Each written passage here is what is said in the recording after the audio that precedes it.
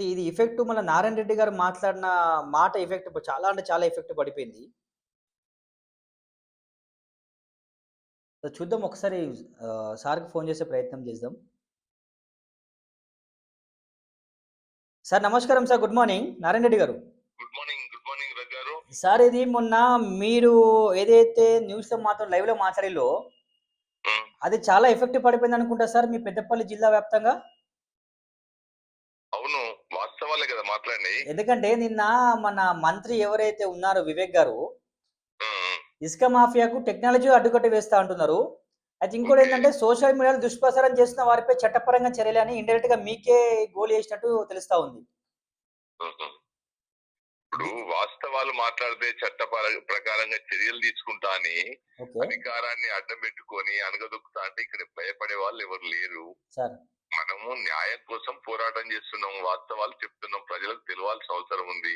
Sir. వారి దగ్గర పొరపాటు ఉంటే సరిదిద్దుకోవాలి. ఓకే. అంతేకాని ప్రతిపక్షాలను అణగదొక్కుతాము, లేకుంటే అక్రమ కేసులు పెట్టిస్తాము, లేకుంటే ఇది చేస్తామని చెప్పి వారు బెదిరిస్తే భయపడే వారు ఎవరు లేరు. ఎన్ని కేసులు పెట్టుకున్నా ప్రజల కోసం నిరంతరం ప్రశ్నిస్తూనే ఉంటాం. ఓకే. అంటే ఇప్పుడు మంత్రి గారు ఇండైరెక్ట్‌గా మిమ్మల్ని అన్నట్రా సార్? అంటే మీరు మీరు ఏదైతే మొన్న మార్నింగ్ న్యూస్‌లో చెప్పిల్లో అది చాలా అంటే చాలా వైరల్ అయిపోయింది పెద్దపల్లి జిల్లా వ్యాప్తంగా. ఓకే. సో ఇండైరెక్ట్‌గా మంత్రి గారు మీకే గోలేసిందన్నట్టా? ఇప్పుడు ఆ గోలికో, అదులుకో లేకుంటే బెదిరింపులకో భయపడే మనస్తత్వం కాదు నారాయణ రెడ్డిది. ఓకే. అక్కడ వాస్తవంగా జరుగుతా ఉన్నది. జరిగిన వాస్తవాలు చెప్తున్నాము. ఏదో నిందలు వేయడమో, లేకుంటే అభూత కల్పనలు కల్పించడమో, లేకుంటే ఆరోపించడం కాదు కదా. ఓకే. వాస్తవంగా జరుగుతా ఉన్నది. మా మంత్రి గారు ఏమన్నారు? నేను అధికారంలోకి వచ్చిన తర్వాత ఈ ఇసుకను కంప్లీట్ బంద్ చేపిస్తా. ఇది మీ ఇక్కడి మంత్రి నియోజకవర్గ ప్రజల తాత ముత్తాతల ఆస్తి అని చెప్పిండ్రు. అధికారం వచ్చిన తక్షణమే బంద్ చేస్తాడు. అంతకు డబ్బులు అక్రమ రవాణా జరుగుతుంది. దాన్ని అరికట్టమని చెప్తా ఉన్నాం. అది వాస్తవం కాదంటే ఆయన మాట్లాడిన వీడియో ఉంది, మీకు పంపిస్తా. మరిప్పుడు ఈ మంత్రి గారేంది డ్రోన్‌లు పెట్టి శాటిలైట్ మ్యాపింగ్‌తో అక్రమ రవాణాకు చెక్ పెడతామని చెప్తా ఉన్నారు మరి? అది సంతోషమే కదా. అది ఎవరు ఆ మంత్రి వేరు, ఈ మంత్రి వేరు కదా. అదే అండి. ఇప్పుడు కరెక్టే. మీరన్న సివిల్ సప్లైస్ సంబంధించింది ఓకే సార్.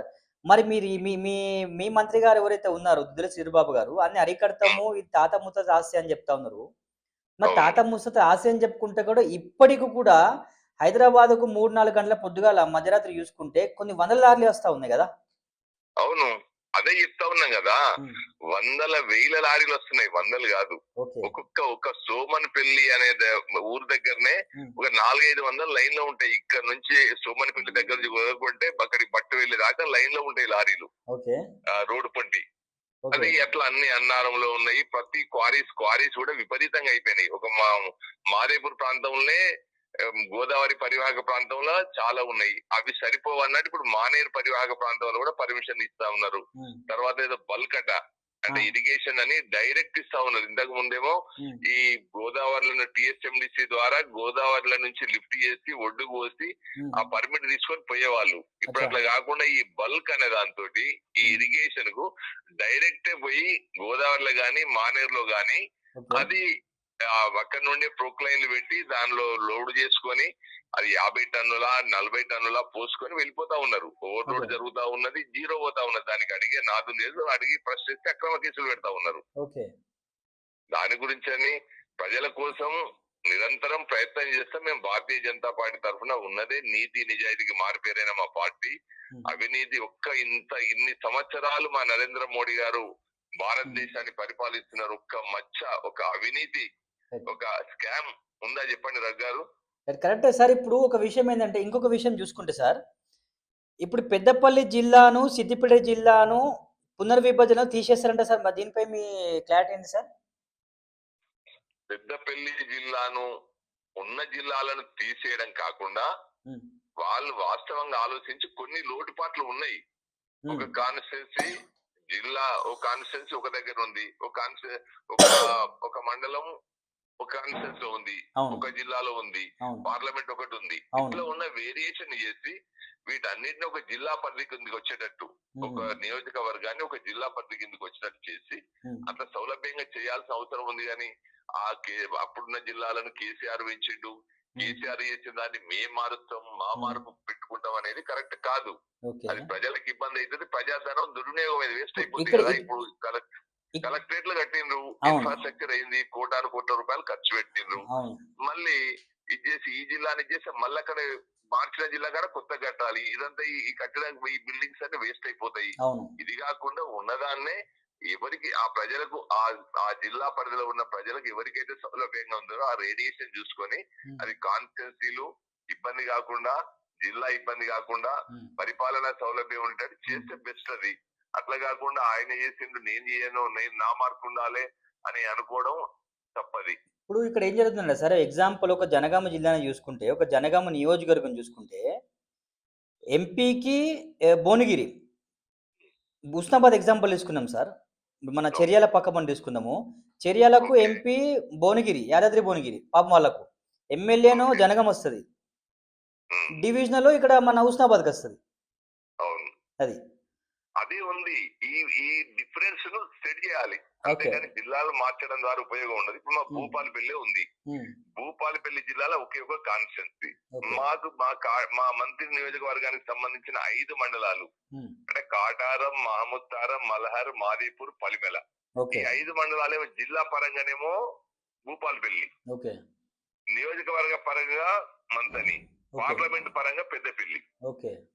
ఈ సిస్టమ్ అంతా కొలాప్స్ అయిపోయింది. కొలాప్స్ కాబట్టి అయిపోయింది. దీన్ని శాస్త్రీయంగా చేయాల్సిన అవసరం ఉంది. ఏ ఎగ్జాక్ట్‌లీ. రకంగా ఒక జిల్లాల ఇప్పుడు మనం ఏ జిల్లాలో అయితే ఉన్నామో అక్కడనే అదే జిల్లాలో అసెంబ్లీ ఉండి, ఓకే. అదే జిల్లాలో పార్లమెంట్ ఉన్నట్టయితే ఒక సిస్టమ్ ఉంటది. అధికారులతో సమన్వయం చేసుకునే ఆలోచన ఉంటుంది. ప్రజలకు అవును. సౌలభ్యంగా ఉంటది. అవును. ప్రజాప్రతినిధి అనేవాడు ప్రజలకి, అధికారులకు సమన్వయంగా చేసి హ్మ్. ఏమన్నా ఇబ్బందులు కలిగినప్పుడు కోఆర్డినేషన్ చేసి పరిష్కారం చేయడమే ప్రజాప్రతినిధి యొక్క ముఖ్య లక్ష్యం. రైట్. Okay sir. కాబట్టి ఇప్పుడు ఆ పరంగా చేయాలి. రైట్. ఇప్పుడు మీరొక ప్రజా మనిషిగా, ప్రజల మనిషిగా మరి ప్రభుత్వానికి సహకరిస్తారా? ఒక అపోజిషన్ లీడర్‌గా ఉండి ఈ విషయంలో? అంటే ఈ శాస్త్రీయంగా చేస్తే సహకరిస్తాం. ఓకే. ప్రజలకు సౌలభ్యంగా జరిగేదానికి 100% సహకరిస్తాం. ఓకే. ఓకే. ప్రజలకు సౌకర్యం end of the day A party అయినా, ఏ నాయకుడైనా హ్మ్. ప్రజా సంక్షేమము, ప్రజల సౌలభ్యం కోరుకోవాలి. ఓకే. ప్రజల జీవన విధానం మారాలి. ఓకే. అది మేము కోరుకుంటున్నాం. కానీ హ్మ్. ఈ రోజున్న రాజకీయ పరిస్థితులు ఎట్లా ఉన్నాయి? హ్మ్. వారు అధికారంలోకి వస్తే ఆ అధికారాన్ని అడ్డం పెట్టుకొని అక్రమాలు చేస్తూ హ్మ్. ఆ అధికార దర్పాన్ని ప్రజల మీద చూపెడుతూ పోలీసులు అడ్డం పెట్టుకొని అక్రమ కేసులు పెట్టిస్తూ హ్మ్. ఈ ప్రజలను విస్మరించి ప్రజలను ఒక ఓట్లేసి యంత్రాలుగా వాడుతా ఉన్నారు. అది పోవాలని కోరుతా ఉన్నా. ఓకే. నేను మీ పరంగా ఇంకోటి కోరుతా ఉన్నా రజ్ గారు. హ్మ్. ఆ ఎలక్షన్లు అప్పుడు ఇచ్చే ఈ 500, 1000 క్వార్టర్కో ప్రజలు ఆలోచించకుండా హ్మ్. వాస్తవ దృక్పథంలో ఉండి అది వాళ్ళ జీవితాలను మార్చలేదు. ఆ 1000 రూపాయలు రాగానే వాళ్ళేమి బిల్డింగ్ కట్టుకుంటలేదు, లేకుంటే 10 రోజులు వాళ్ళకు భోజనం దొరకలేదు. కేవలం ఒక రోజు హ్మ్. ఆ మత్తులో ఉండి సంతృప్తి చెందుతా ఉన్నారు కనుక హ్మ్. అది నాయకుడు కూడా ఏమనుకుంటా ఉన్నాడు, ఈనాడు నేను 1000 రూపాయలు ఇస్తా ఉన్నా, క్వార్టర్ ఇస్తా ఉన్నా, హ్మ్. మరి గోడ గడియారం ఇచ్చిన కనుక హ్మ్. మా అతను కూలి పోతే 300 వస్తున్నాయి, అవును. మగవాళ్ళకైతే 500 వస్తున్నాయి, నేను 1000 ఇస్తున్నా, నా కూలికి వచ్చింది అనుకుంటున్నాడు తప్ప హ్మ్. హ్మ్. మరి హ్మ్. అతనికి కూడా ఎవరైతే నిలబడ్డారో ఒక శాసనసభ్యులు హలో. సర్పంచ్ లెవెల్ లక్షలాది రూపాయలు, హ్మ్. జడ్పీటీసీ లెవెల్ కోట్లాది రూపాయలు, అవును. ఎమ్మెల్యే లెవెల్ శాసనసభ్యుల లెవెల్ మినిమం 30, 40, 50, 60 కోట్ల రూపాయలు పెడతా ఉన్నారు ఒక్కొక్క దగ్గర. అవును.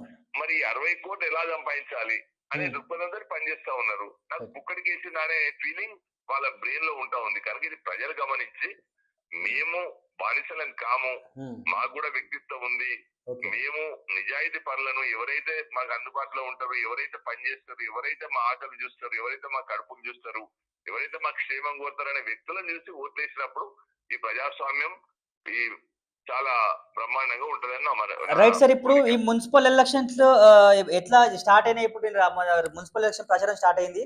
సో ఇప్పుడు మీ జిల్లాలో ఎట్లా ఉంది రాజకీయ రసవత్తరం చాలా? మా జిల్లాలో అంటే ఇప్పుడు మా దగ్గర ఉంది, మా భూపాలపల్లి జిల్లాలో ఒక మున్సిపాలిటీ ఉంది. ఓకే. మళ్ళీ మా మంత నియోజకవర్గంలో ఒక మున్సిపాలిటీ ఉంది. మా ప్రాంతంలో రెండు మున్సిపాలిటీలు ఓకే. ఉన్నాయి. ఇప్పుడే ఈ మొన్న రేవంత్ రెడ్డి గారు ఈ లీకేజ్ ఇవ్వడం ద్వారా మున్సిపల్ ఎలక్షన్స్ పెడతాం 2-3 రోజుల్లో నోటిఫికేషన్ వస్తుందంటే హ్మ్. కదలిక స్టార్ట్ అయింది. ఓకే. స్టార్ట్ అయ్యి ఇప్పుడే మీ రాజకీయ పార్టీలు వచ్చి మీ ఇప్పుడు మంత్రులు పర్యటన చేస్తా మీ ఉన్నారు. మీ మీ మీ మంత్రులు మీ శిష్యుడు పర్యటన చేస్తా ఉన్నాడా సార్ నియోజకవర్గంలో? మా శిష్యుడా ఆ! శిష్యుడు ఎవరు? మీరు గురువు కాదా? మీ రాజకీయ మీ సారీ మీ రాజకీయ గురువు కదా సార్ మీరు? ఎవరికి? మంత్రి గారికి. రాజకీయ గురువేం కాదు. ఆ! వాస్తవాలే మాట్లాడాలి. ఆ! మనము ఆయన కంటే ముందు రాజకీయాల్లోకి వచ్చినాం. అప్పుడు అంతే కదా సార్. ఇప్పుడు నేను ఆయనకన్నా ముందు రాజకీయాలు వచ్చిందంటే ఇండైరెక్ట్ గానే రాజకీయ గురువే కదా! లేదు. రాజకీయ గురువని నేను అట్లా ఆ! అహంకారంతో చెప్పను. సార్. నేను ఆయన కంటే ముందు నేను 80 ఏళ్ళలో రాజకీయాలకు వచ్చినా. నేను 2 సార్లు సర్పంచ్ అప్పటికి, ఒకసారి సింగిల్ విండో చైర్మన్. ఓకే. ఆ తర్వాత ఆయన 99లో రాజకీయాలకు వచ్చిండు. ఆయనకు సహకరించడం. ఓకే.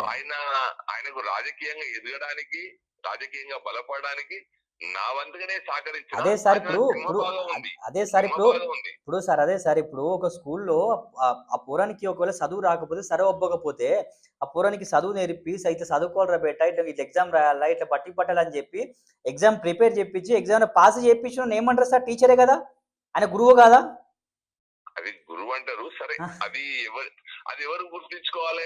ఇప్పుడు టీచర్ అనేవాడు, టీచర్ ను గుర్తించుకునేది శిష్యుడు. శిష్యుడు. అంటే ఆ విద్యార్థి. విద్యార్థి. అట్లాగే మనతోటి ఉపయోగం చెందిన వ్యక్తి గుర్తించుకోవాలి, కానీ మనం చెప్పుకుంటే అహంకారం అవుతుంది.